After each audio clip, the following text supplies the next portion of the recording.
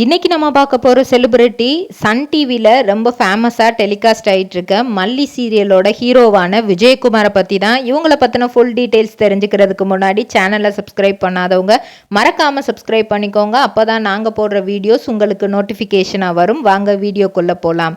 விஜயகுமாரோட உண்மையான பெயரே விஜய் தான். இவர் அவங்க வீட்டில் விமல் அப்படின்னும் கூப்பிடுவாங்க. இவர் ஆவடியில் 1993 நவம்பர் மாதம் 12 தேதி பிறந்திருக்கிறாரு. இவங்க அப்பா பெயர் வெங்கடேஷன், அம்மா பெயர் லதா. இவங்க ஒரு சிபிஎஸ்இ ஸ்கூல்ல தான் படிச்சிருக்கிறாங்க.